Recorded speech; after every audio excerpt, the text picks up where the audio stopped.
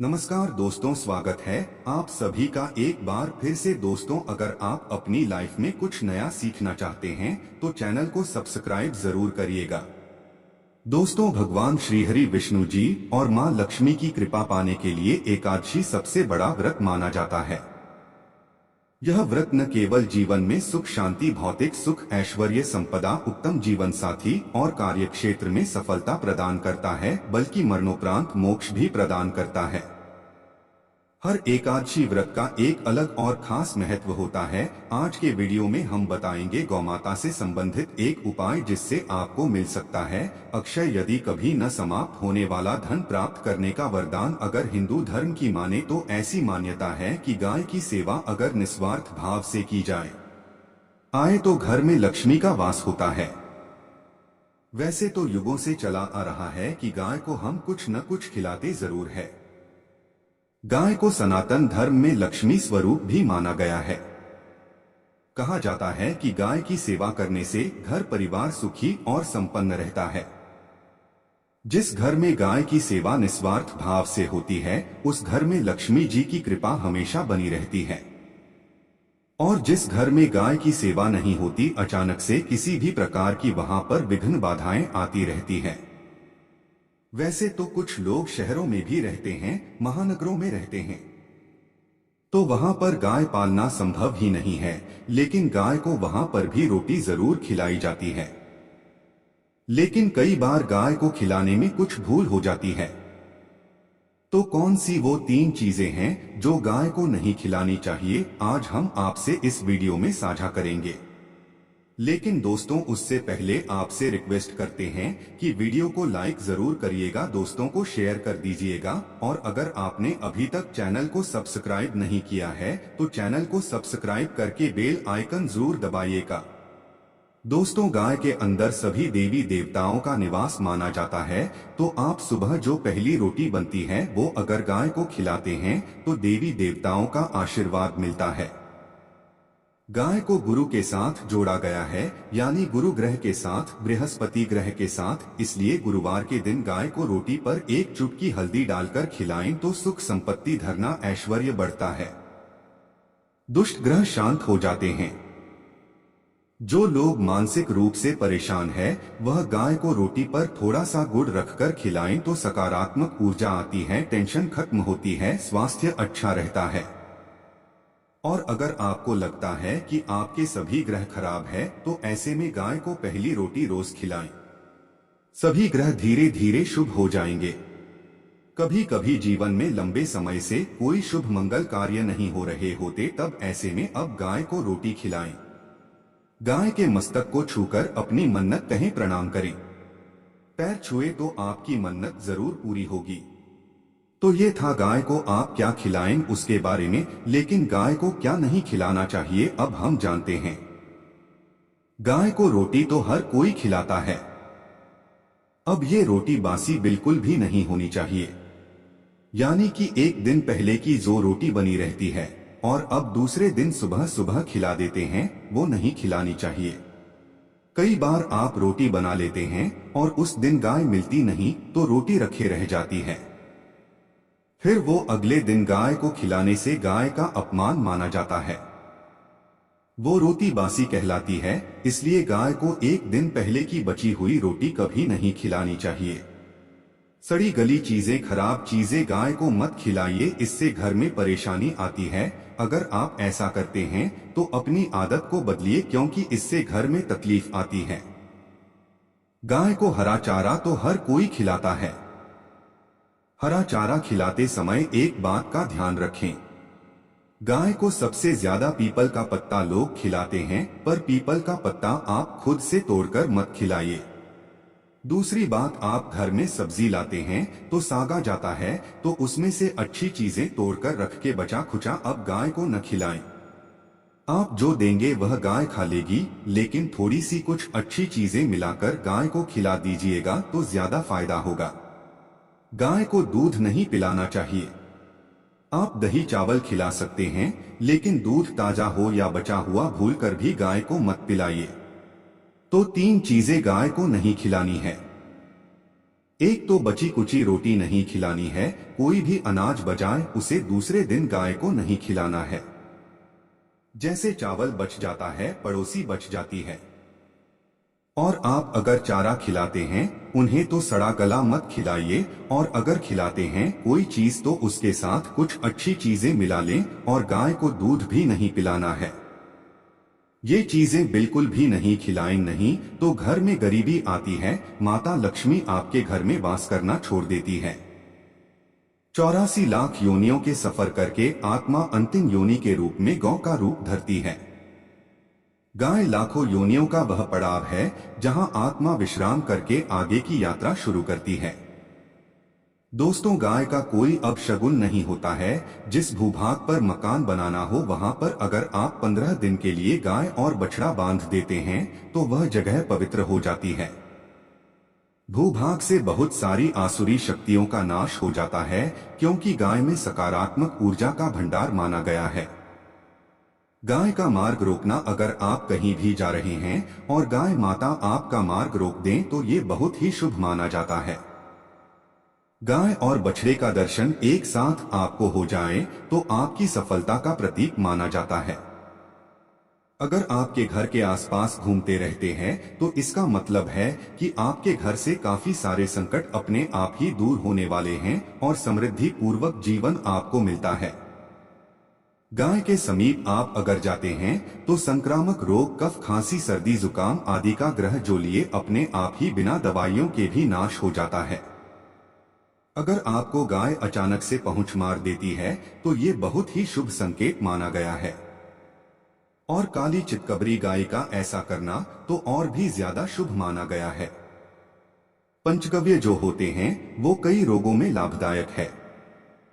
पंचगव्य क्या क्या हुए? गाय के दूध, दही, घी, मूत्र और गोबर, इन सभी को शरीर की रोग निरोधक क्षमता को बढ़ाकर रोगों को दूर करने वाला माना गया है। ऐसा कोई रोग नहीं है जिसका इलाज पंचगव्य से नहीं किया जा सकता। दोस्तों, आज के समय में लोग गौ माता की पूजा करने के बजाय, उनका सही उपयोग करने के बजाय उनको काटकर मारकर खाना ज्यादा पसंद करते हैं। बुरा लगेगा शायद, पर ये सच है। और गाय को रोटी देने से न केवल सुख समृद्धि की प्राप्ति होती है बल्कि बरकत भी होने लगती है। अगर आप गौ को पाल सकें तो अच्छी बात, लेकिन आज के मॉडर्न युग में जहां लोगों की शायद खुद के घर में रहने की जगह नहीं है, ऐसे में गौ को रखना थोड़ा कठिन और महंगा हो सकता है। ऐसे में आप गोकुल रोटी ने कम से कम रोटी देके आप सुख समृद्धि को प्राप्त कर सकते हैं। आपके घर में बरकत होने लगती है। हमारे बुजुर्ग हमेशा से कहते आए कि गाय को रोटी खिलानी चाहिए, लेकिन समय स्थिति के चलते गाय की सेवा हर कोई नहीं कर पाता, लेकिन कम से कम रोटी तो आप खिला सकते हैं। अगर रोटी भी नहीं खिला सकते, जैसे काफी सारे जो हमारे भाई बहन मलेशिया वगैरह में, लंदन वगैरह में बैठे हैं, उनको गाय नहीं मिलती है, वो पूछते हैं कि हम कैसे गौ सेवा करें।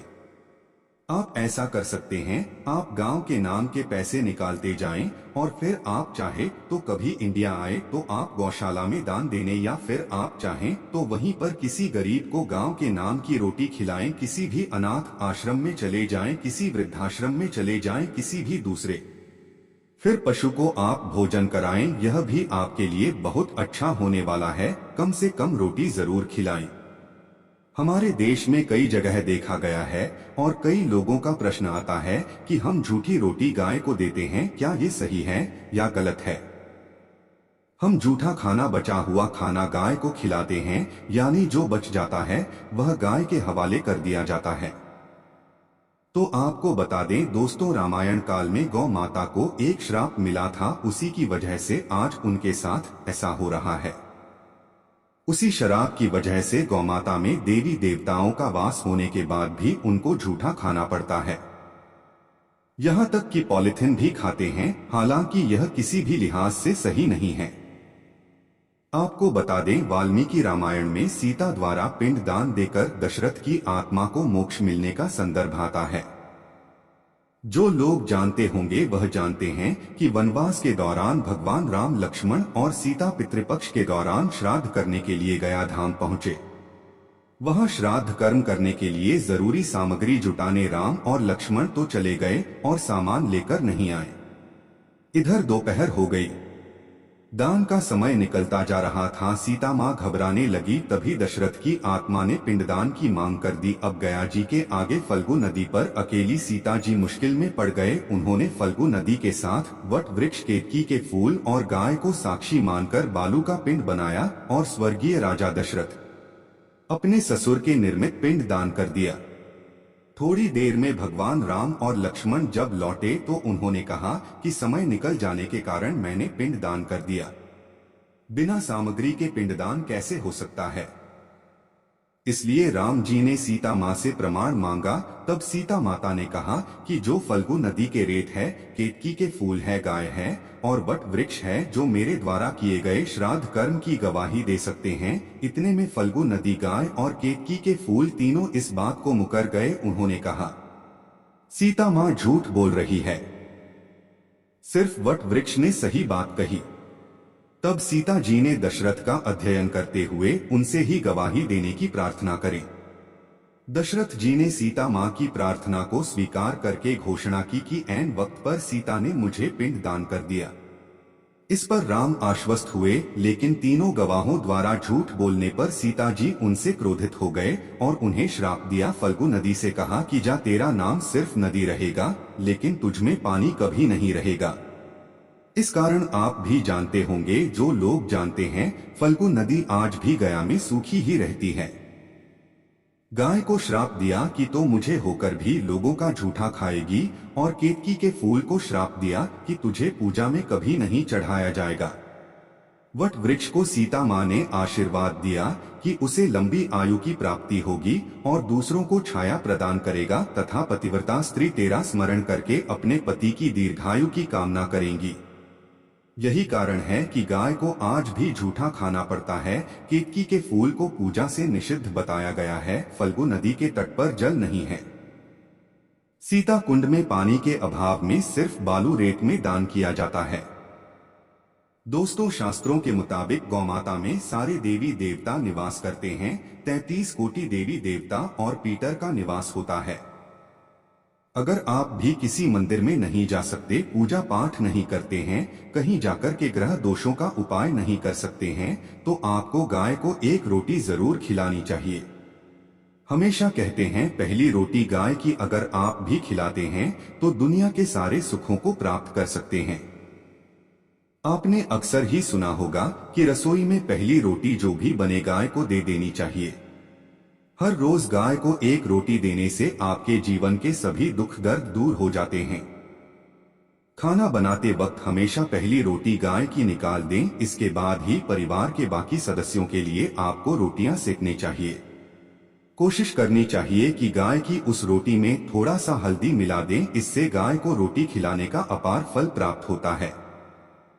अगर गुरुवार का दिन हो तो लोई ले लें, सने हुए आटे की एक छोटी सी लोई बना लें और उसमें हल्दी मिलाकर गाय को खिला दें। आपके जीवन में शुभता आती है, वैभव आता है, धन संपत्ति का वास होता है। आप जो भी हासिल करना चाहते हैं जिंदगी में, तो आप देखेंगे कि तुरंत आपको मिनटों में वह हासिल हो जाता है। इसी तरह से आपको नमक का एक उपाय बताते हैं। नमक क्या है? नमक के बिना तो हर स्वाद अधूरा है, और साथ ही साथ अगर नमक न हो जीवन में तो स्वादहीन हो जाता है।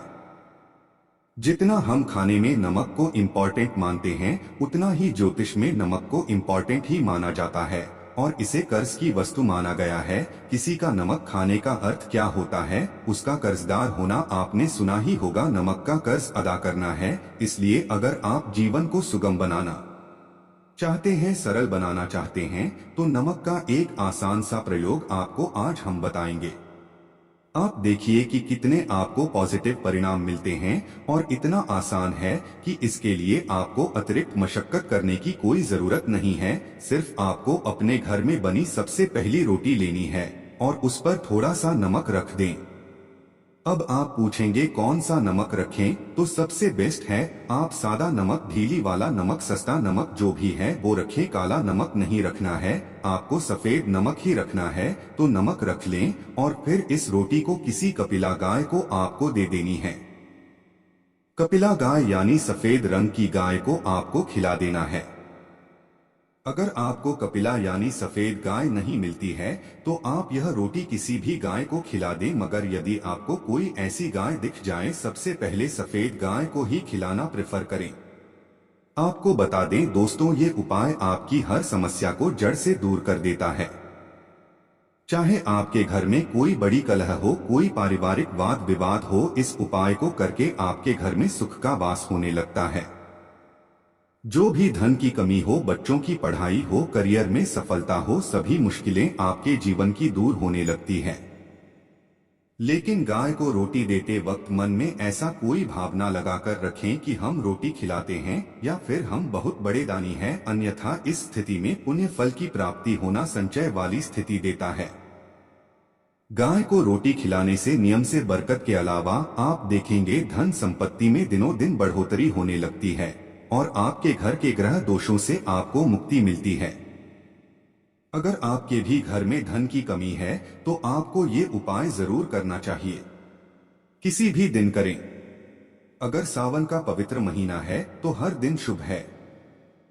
आप जिस दिन चाहे उस दिन से कर सकते हैं और आप देखेंगे इस उपाय को करने से आपके घर से धन की कमी बिल्कुल झट से दूर हो जाती है। तो यह उपाय आप जरूर कर लीजिए। आज के लिए बस इतना ही दोस्तों। अगर आपको यह वीडियो पसंद आया है तो वीडियो को लाइक करिएगा, दोस्तों को शेयर जरूर करिएगा और चैनल को सब्सक्राइब करके बेल आइकन जरूर बताइएगा ताकि आने वाला नॉलेज एबल आपको सबसे पहले मिले। दोस्तों मिलते हैं अगले वीडियो में, तब तक के लिए goodbye. Thanks for watching में वीडियो।